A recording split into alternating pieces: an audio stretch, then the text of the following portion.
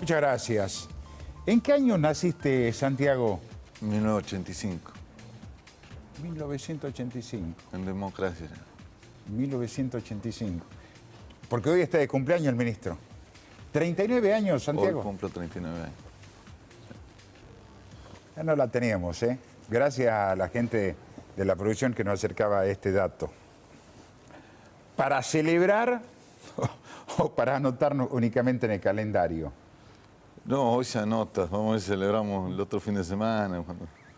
Aclara un poco la cosa. Sí, porque la agenda de ustedes, de los ministros de Economía, de las provincias, de obras públicas, y en el caso, por ejemplo, de algunas provincias que tienen divididos los ministerios, el de servicio, como el transporte, por ejemplo, van a tener una semana movida. El caso del Ministerio de Obras Públicas en la provincia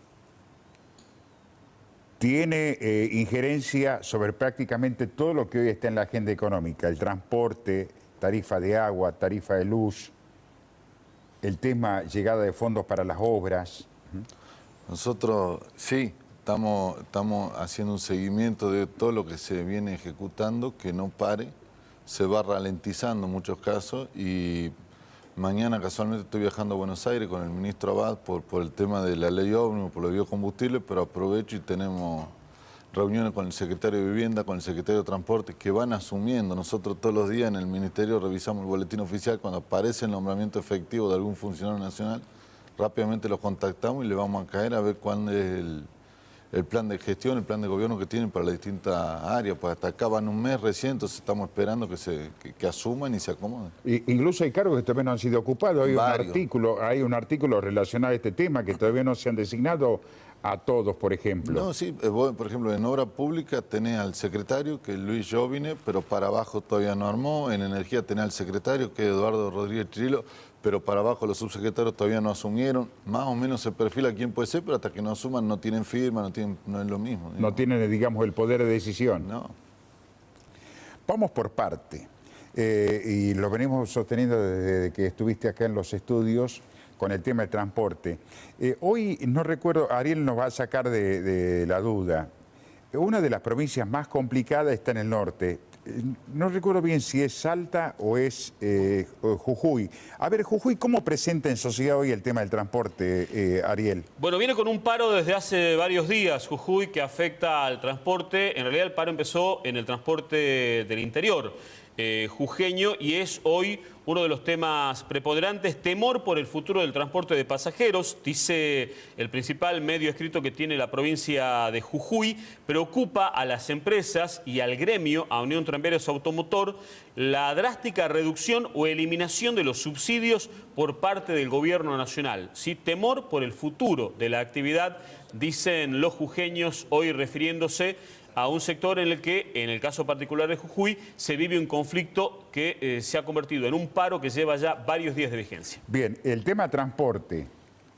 ¿Cuál es la realidad hoy en Tucumán, Santiago? No, hoy el transporte en Tucumán se sostiene por el aporte de la provincia. El gobernador Jaldo tiene decidido, digamos, el pago de los salarios a los choferes porque tienen la importancia del transporte, de que siga en movimiento. Y por otro lado, nosotros estamos desde el Ministerio, junto con los municipios de Gran San Miguel de Tucumán y el de la capital también, estudiando un esquema distinto, ¿no?, del sistema de transporte, estudiándolo recién, pero la prioridad es pagar los sueldos y que sigan los recorridos, pero son las mismas rutas que hace 25, 30 años y han crecido la ciudad de un montón y hay barrios que han quedado afuera del sistema de transporte público pasajero. Nosotros necesitamos que más gente viaje en colectivo. Para descongestionar, además, vemos la cantidad de autos que se meten al centro todos los días, o el que no tiene auto, cómo van en moto, familia entera, el riesgo de la inseguridad que eso genera, y entendemos que con un sistema de transporte distinto, pensado, discutido con la empresa y sobre todo con los intendentes, que son los dueños del servicio por ahí, o los que tienen la responsabilidad primaria, podemos lograr una integración mucho más inteligente, ¿no?, de Tucumán, o de Gran San Miguel de Tucumán, para que puedan llegar al microcentro, a la quinta agronómica, por decir algo, pero estudiar con un solo boleto, no tengan que andar haciendo. Es decir, en algún momento lo definiste como el boleto metropolitano. Estamos hablando con los intendentes, Tucumán tiene una ventaja, una particularidad, que es chiquito, Gran San Miguel, Entonces debería ser bastante sencillo interconectarlo y vincularlo. Por ejemplo, acá en Yerbabuena, el norte con el sur casi no tiene comunicación de Yerbabuena. El único gran lugar de salud, el Carrillo, digo, alguien en San José, tiene muchas dificultades para llegar a la salud pública, digamos. Un buen detalle, porque la columna principal de la comunicación entre Yerbabuena, la capital, y Van der Río Salí es a Conquija, Mate Luna, 24 de septiembre, Benjamín Arauz. Allí tradicionalmente tenemos dos líneas, que eran la 4 y la 102, pero había una comunicación.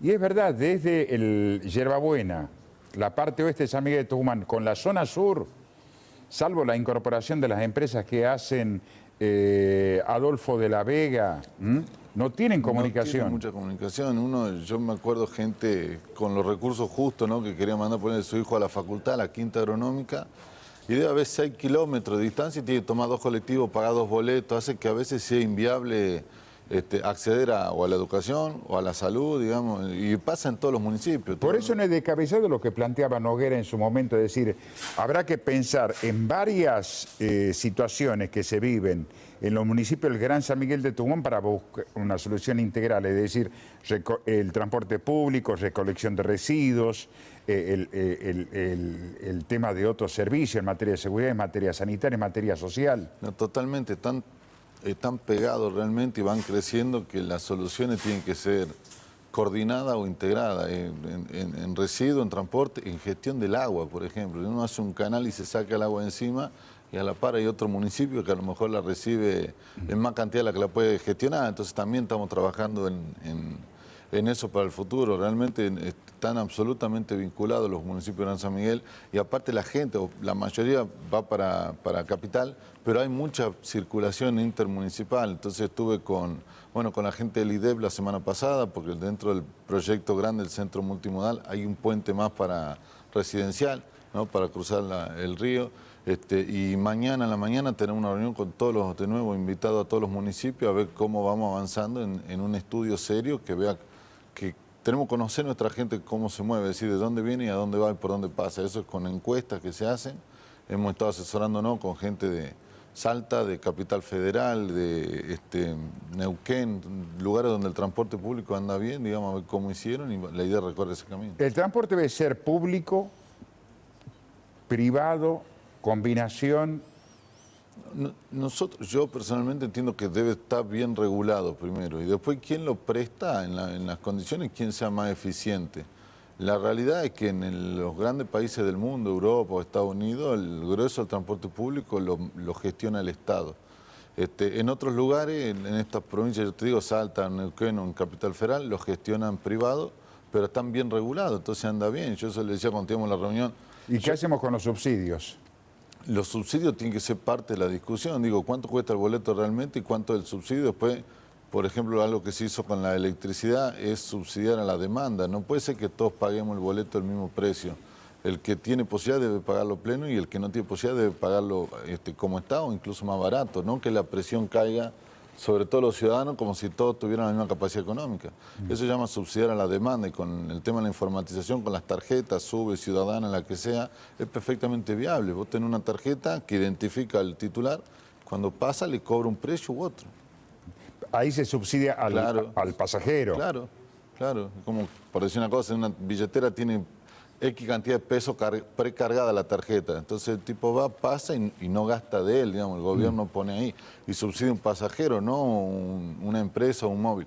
Y lo mismo, el subsidio es nosotros entendemos, por hacer la ruta como corresponde. Hoy el subsidio es una cuestión que va, digamos, básicamente a pagar salario, pero no hay una regulación, no sabemos, las rutas son viejas, están vencidas, los móviles muchas veces no están en un estado como corresponde, están mal, no tienen aire acondicionado, no hacen los recorridos como corresponde, entonces es lo que estamos discutiendo también con AETAT, lo han tomado de buen grado ellos, ¿no?, en la discusión de una regulación distinta, saber cuánto cuesta, tenemos que hacer un estudio de costo y cuánto costaría hacerlo de otra manera, ver cómo hacemos para que los más tucumanos vayan al transporte público pasajero. Bien, Santiago, sabemos que vienen meses durísimos, bueno, lo están diciendo de un lado y del otro, 3 o 4 meses bien complicados, que después esto podría cambiar, pero hay que ver cómo está el estado emocional de las personas para esos próximos 3 meses,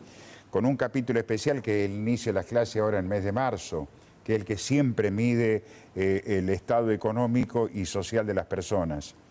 El fin de semana podemos ver lo que va a pasar con algunos servicios.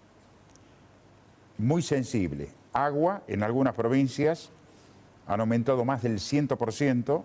Acá en Tucumán, ¿cuánto se aplicó? También hubo una actualización. Sí, en dos partes. ¿En marzo, cuánto? en abril, 190% total. 190, bien. Pongamos 200, porque es como, es lo mínimo de lo que vamos a abordar ahora. Algunos dicen, si se sacan los subsidios en el tema energético, la boleta de la luz, como decimos los tucumanos, podría tener un incremento no del 100 ni el 200, que podrían pagar 10 veces más de lo que están pagando. ¿No es mucho o son reales estas No, cifras? es más o menos así. Yo lo mismo vine mandando WhatsApp el fin de semana con el secretario de Energía, previniéndole de esto, que haga las simulaciones. Bueno, él agradeció y lo van a estudiar, pero el tema es que el subsidio venía... La electricidad está en dólares, básicamente, el precio de la energía, ¿no es cierto? Y las personas que tienen la mayor cantidad de subsidio, el que es el N2 de la segmentación, pagaba aproximadamente un 10, un 15% del costo real en dólares, cuando el dólar estaba a 3.50. Claro, el dólar oficial hablamos. El dólar oficial. Ahora que el dólar se fue a 800, ese costo se disparó. Yo le doy un número, pero para que la gente tenga. Sí. La gente de menor capacidad económica pagaba 3.300 pesos el megavatio cuando el costo era 24.000. Hoy paga 3.300, pero el costo se fue a 49.000 por la devaluación.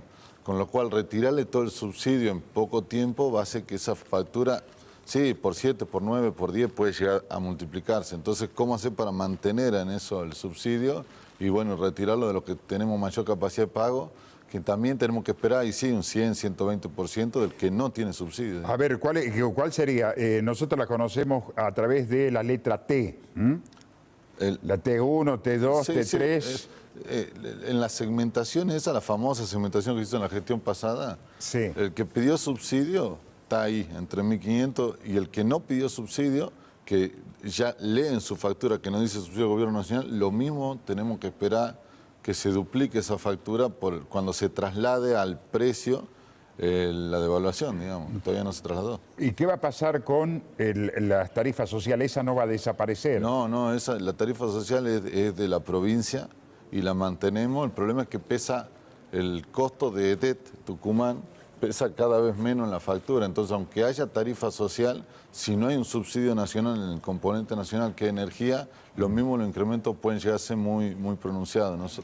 Bien, a ver, porque acá la clase media es la que más lo está sintiendo, digamos, porque por allí se mantienen algunos planes sociales, pero los alimentos aumentan lo mismo para Juan o para Pedro, eso no importa, digamos, la clase social o los ingresos que pueda tener una familia. Pero a ver, aquellas personas que están pagando un servicio, el caso de Leandro que nos envió un mensaje el fin de semana diciendo, yo pago determinado monto en EDED, pagué la última factura 35.000 pesos y me llegó a 50.000. Si se sacan esos subsidios, ese cliente de ese sector... Es probable por el monto que ya no tenga el subsidio, entonces cuando trasladen la devaluación, si pagó 35, 50, le va a llegar a 80, 90. Eso es. Pero eso ya no es un 10... No. Va a ser muy, muy importante, digo, en materia eléctrica. Yo sé que la gente del equipo del Gobierno Nacional está trabajando en hacerlo que tenga el menor impacto posible. De hecho, no han trasladado a precio. El 1 de enero debería haber sucedido esto, no sucedió, están estudiando, pero medio matemático el tema. Digo, hay muy poquitas las alternativas que tienen para bajar costos. El subsidio de la energía era uno de los grandes costos que tiene, ¿no? el presupuesto del Tesoro, y no queda otra que trasladarlo al precio al Sí, usuario. eso lo decís vos sos abogado, los ingenieros son mucho más duros para los números, ¿no? Dicen que es una transferencia lineal, es decir, pagaba 35.000, le llega a 50.000, son los subsidios, y si escucha que esto se multiplica por 7 o por 8. No, creo que por 7 por 8 ese, porque ese quizás ya no tiene subsidio, ese tiene que esperar por 2. Lo mismo es mucho en términos de pesos, porque te sube 30.000, 40.000 pesos. Claro, de 50.000 pasaba a pagar 100.000 pesos. Y eso también hay que estar atento a los consumos. En algunos casos los consumos son mucho más altos de lo que se requiere. Digo, con un poquito de eficiencia o de cuidado logran bajar. ¿Por qué se sigue pagando en dólares el tema de la energía? ¿Que no estamos generando ni transportando energía? El transporte es en peso, la generación, la mayor cantidad de energía es en peso. En dólares debe ser el 20% de la energía. Sí. Pero en el peso del costo total, ¿cuáles son en dólares? Los nuevos. Vos para que alguien invierta le tenés que ofrecer un contrato a Diego a 15 años en dólares. Lo hizo el final de Cristina, lo hizo el gobierno de Macri, lo hizo el gobierno de Alberto Fernández.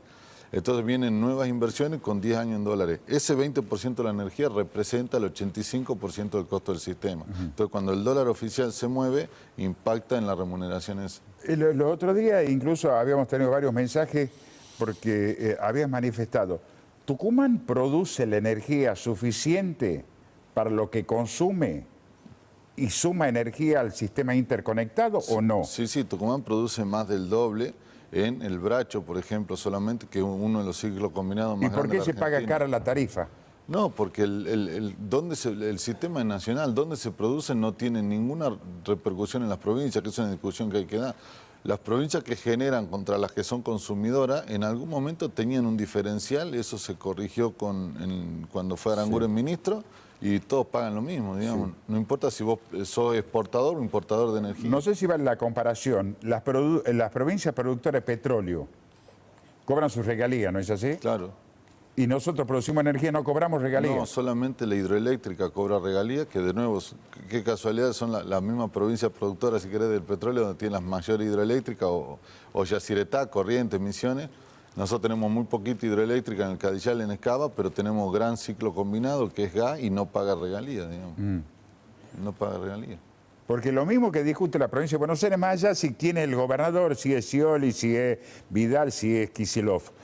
Buenos Aires siempre se justifica, la provincia de Buenos Aires, ¿no?, cuando reclama el tema del fondo de coparticipación. Nosotros aportamos tanto porcentaje, pero recibimos mucho menos. Resulta que Tucumán produce energía el doble de lo que consume. Sí, no tiene ningún impacto en el sistema, digamos, eléctrico, tarifario, ni siquiera impositivo. No sé dónde tributa, por ejemplo, YPF es de YPF-LU el Bracho, y debe tributar en Capital Federal también, digamos, en Cava, entonces no sé ni cuál, o sea, como que se perdió el incentivo a que vos hagas generar en tu propio lugar. Salvo que vayan, una de las cosas que decía el secretario de Energía, sí, ir a que cada provincia contractualice su electricidad, bueno, nosotros tenemos una ventaja. Bueno, lo mismo pasa con algunas empresas, por ejemplo, grandes multinacionales que hacen uso y abuso de los caminos y rutas provinciales, pero no tributan en los municipios ni en las comunas. Totalmente. ¿O no? Sí, totalmente. Y eso viene de años, ¿no? Trae cola hace mucho tiempo que hacen uso, abuso de las rutas y caminos, pero no tributan en esas provincias, ni en esos municipios, ni en esas comunas, porque tienen todo concentrado. Tienen los domicilios en Cava, entonces los bancos, por ejemplo, yo te hago una transferencia ahora, vamos a un asado, y yo te digo cuánto es, te lo transfiero y le estoy tributando en Cava, digamos, ¿entendés? Porque el banco agarra... Al que hace negocio acá en Tucumán. Claro. No digo el nombre del banco, pero los que hacen negocio en Tucumán... Todos los bancos tienen, digamos, sus domicilios allá, entonces tributan allá. Es algo para discutir. Uno ve la ciudad de Buenos Aires, la más rica del país, y no produce absolutamente nada, digamos. No tiene grano. Es decir, hacen gárgara en el interior, pero la gotita va para adentro en Capital Federal. Sí, así es. Una discusión ahora que se están discutiendo tantas cosas, a lo mejor se podría dar también, ¿no?, de la forma de tributar de cada provincia. En general, el interior es el que abastece a la Cava, en energía, en alimento, en servicio, en todo, digamos, lo abastece. Casi todas las provincias del país son exportadoras de energía, no solo Tucumán. La mayor cantidad, y el gran consumidor es la ciudad de Buenos Aires y el primer anillo del conurbano. Ahí se concentra más del 50% del consumo de electricidad se da ahí. Y no se produce nada ahí. Todo se produce o en la Yacyretá, o en la hidroeléctrica del Comahue, o el Bracho acá, por ejemplo. Bien, está Fabián Páez, pero Ángel Suárez también tiene una consulta para el doctor Santiago Gianotti. Ministro, ¿cómo le va? Es usted que conoce el tema para que me aclare si tengo bien la información o no, porque está hablando del tema energético, del incremento tarifario. pedían las empresas un 500% de incremento, el Estado Nacional quería hacerlo en tercios, pero me dicen que el problema de buscarle la solución a este tema y que no impacte fuerte es que tenían programado algo, pero la suba de combustible genera un inconveniente que hoy no se sabe cuánto va a ser el incremento y cuánto lo va a poder sostener el Estado, porque el combustible subió mucho y es vital para el desarrollo de la generación de energía y no sabe el gobierno cómo salir del embrollo. Mirá, el combustible líquido subió mucho y una parte importante, sobre todo en el invierno se usa combustible líquido, pero aparte los contratos del Plan Gas, que también lo entiendo si van a rediscutir, te da una previsibilidad, creo que hasta 2026, de 3,50, digamos, el millón de BTU, y si eso se rediscute, el gas sí, el 50-60% de la generación.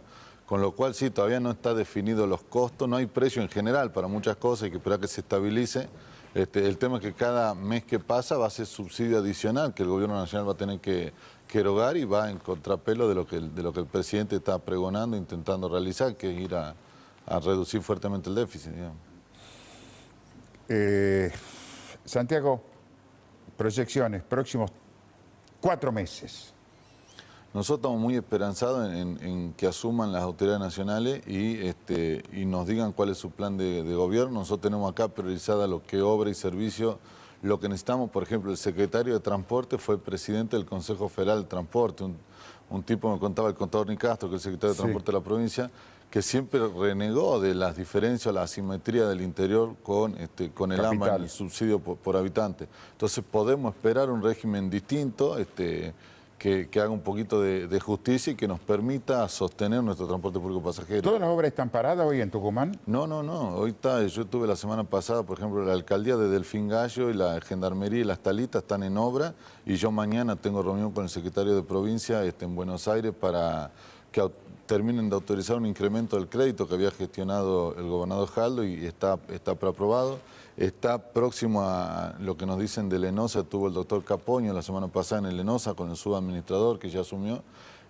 Vipo se va a adjudicar, San Felipe se va a terminar. Hay obras, la que más me preocupa a mí es de vivienda. Mañana viajo con Nora Beloni, con la arquitecta, a ver al secretario de Vivienda, porque es donde tenemos más expectativa y menos desarrollo, digamos. Por el efecto multiplicador que también significa para la actividad. Hay más de 70 actividades que cuelgan de ahí cuando uno hace un plan de vivienda, sin contar los trabajadores, ¿no?, de Bocre.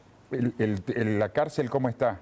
La cárcel va bien, tiene todo el mes de enero garantizado y están invirtiendo y a fin de enero tenemos que pedir en obra pública a ver cómo seguimos, pero si no reestructurarla porque una de las prioridades del gobernador. Nosotros esperamos en marzo inaugurar los 3 pabellones. Sí, el Córdoba 25 de mayo está el correo. El cartel dice obra, gobierno de la provincia de Tucumán, pero el correo es nacional, es privado. No, el correo es nacional.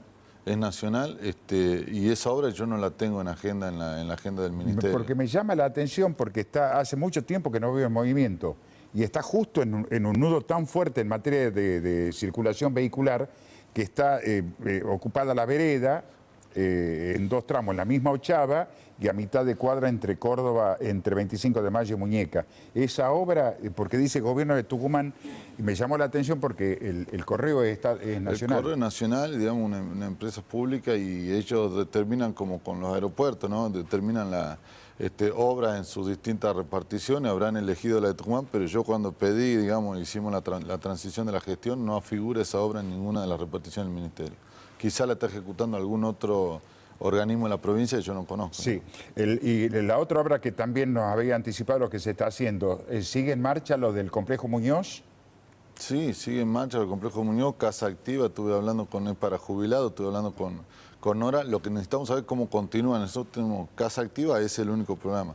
Casa Propia, hay miles de viviendas desparramadas en todos los municipios, que un esquema de financiamiento del gobierno nacional sin anticipo. ¿Y esas están paradas o no? Esas están, debemos tener 40 firmadas, hay 6 en ejecución y la otra estamos esperando, pues las empresas tienen que poner ellas, no hay anticipo. Estamos esperando que el gobierno nacional defina cómo seguimos.